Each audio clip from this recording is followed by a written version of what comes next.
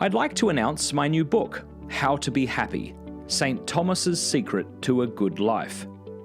Although just about every marketing firm, self-help guru, and man on the street has an answer, very few, if any, understand true happiness.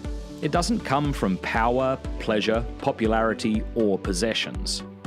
So what is happiness, and how do we find it?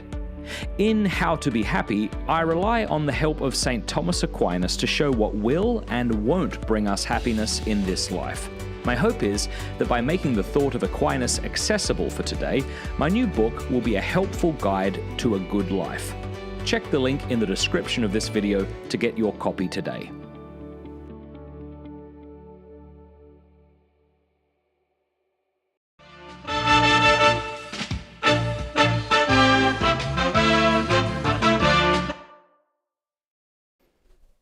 G'day and welcome to Pints with Aquinas. My name is Matt Fradd. Today I'm going to take a look at an excerpt from the Summa Contra Gentiles, which is an apologetic work that St. Thomas Aquinas wrote to help missionaries as they sought to evangelize Muslims and Jews.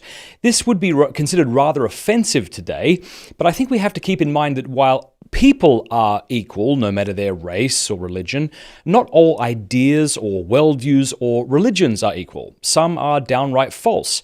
And while Islam, as well as almost all other religions, have an element of truth in them, which we can agree with and rejoice in, we shouldn't make the mistake of, for the sake of some sort of false ecumenism, saying that we should never critique or show Islam to be false.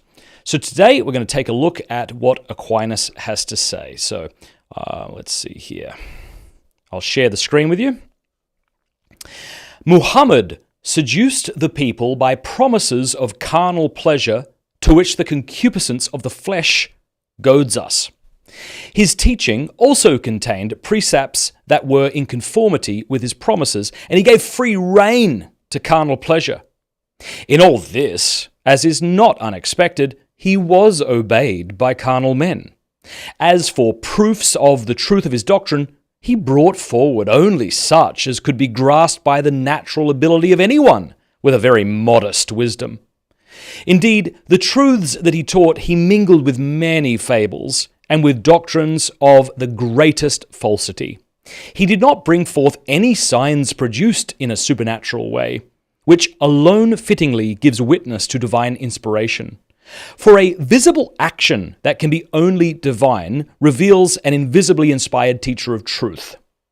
On the contrary, Muhammad said that he was sent, listen to this, in the power of his arms, that is his might, which are signs not lacking even to robbers and tyrants.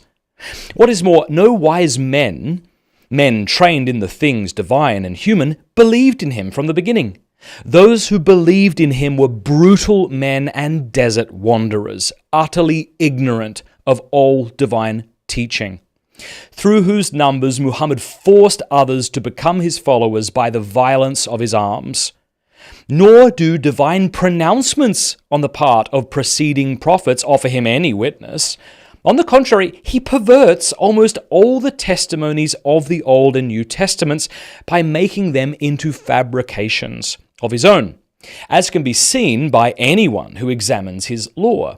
It was therefore a shrewd decision on his part to forbid his followers to read the Old and New Testaments, lest these books convict him of falsity. It is thus clear that those who place any faith in his words believe foolishly. Again, we shouldn't insult people. I know Muslims, and have over the course of my life, people I've worked with in the past who've been very virtuous people. One guy I'm thinking of in particular would put to shame many Catholics when it came to his dedication to daily prayer and to fasting. But to say that we can learn from other people is not to say that their religion isn't essentially false. As Catholics, we have to hold that to be the case. We can't hold to a sort of false ecumenism that gets us to say something ridiculous like, well, we all kind of agree the same thing, and you can be Muslim and go to heaven, and I can be Christian and go to heaven, and it's all good. That's just not something that we can do. Hope that's been a help. Feel free to click the link in the description below if you would like to read the text for yourself. Thanks.